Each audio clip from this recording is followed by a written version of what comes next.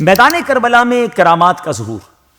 اللہ کریم نے امام علی مقام امام حسین رضی اللہ تعالیٰ عنہ کو بے شمار کرامات سے نوازا تھا، جن کا ظہور میدان کربلا میں بھی ہوا۔ کربلا کے میدان میں ایک موقع پر جب امام علی مقام رضی اللہ تعالیٰ عنہ مسلمانوں کے درمیان خطبہ ارشاد فرما رہے تھے، تو اسی دوران بد زبان یزیدی مالک بن عروہ نے خیموں کی حفاظت کے لیے خندق میں لگائی گئی آگ کو دیکھ کر کہا، اے حسین، آپ نے دوزخ کی آگ سے پہلے یہی آگ لگا لی، معاذ اللہ۔ امام حسین رضی اللہ تعالیٰ عنہ نے اس بدبخت کو جواب دیتے ہوئے فرمایا، کذبت یا عدو اللہ، اے خدا کے دشمن، تو جھوٹا ہے، تجھے یہ گمان ہے کہ میں دوزخ میں جاؤں گا اور تو جنت میں جائے گا۔ مسلمانوں کی صف میں سے حضرت مسلم بن اوسجہ رضی اللہ تعالیٰ عنہ کو مالک بن عروہ کی کلمات بہت ناپسند لگے، تو انہوں نے امام علی مقام سے اس بد زبان کے منہ پر تیر مارنے کی اجازت طلب کی، جس پر آپ نے انہیں یہ کہہ کر خاموش کر دیا کہ میری طرف سے جنگ کی ابتدا نہیں کی جائے۔ ناظرین غور کریں، اتنی بڑی بدبختی، اتنی بڑی جو ہے معاذ اللہ گستاخی کی گئی، مگر آپ نہیں چاہتے تھے کہ آپ کی طرف سے انیشیٹ لیا جائے، جنگ آپ کی طرف سے شروع۔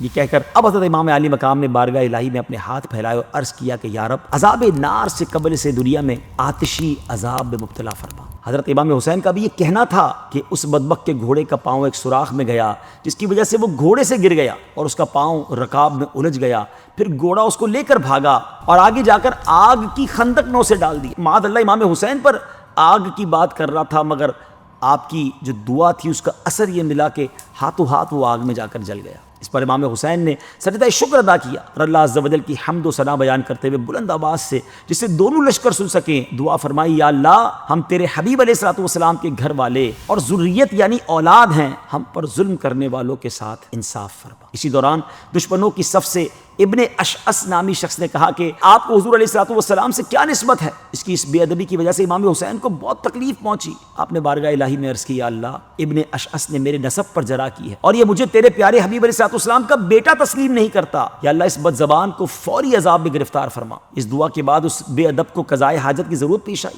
وہ گھوڑے سے اتر کر ایک طرف بھاگا کہ کسی جگہ جا کر قضائے حاجت کرے، اپنے لباس کو اتارا تو ایک سیاہ بچھو نے اس کی شرمگاہ میں ڈنک مارا، اسی حالت میں نجاست آلود زمین پر گرا اور اس کی جان نکل گئی۔ ناظرین، ان واقعات سے معلوم ہوتا ہے کہ آل رسول اللہ کی بارگاہ میں کس قدر و منزلت والے ہیں۔ صرف دعا مانگنے کی دیر ہوتی تھی اور دشمنان آل رسول چندی لبوں میں موت کی گھاٹ اتر جاتے تھے۔ اللہ پاک ہمیں بھی آل رسول کا ادب و احترام کرنے اور ان کی طرح دین اسلام کی خاطر اپنا سب کچھ قربان کرنے کا جذبہ عطا فرمائے۔ آل رسول کی کیا بات ہے! آج کے دور میں بھی اگر سید صاحبان آپ کے قریب ہیں، ادب کیجئے، دعائیں لیجئے۔ کیوں؟ اعلیٰ حضرت لکھتے ہیں نا، تیری نسل پاک میں ہے بچہ بچہ نور کا، تو ہے عین نور، تیرا سب گھرانہ نور کا۔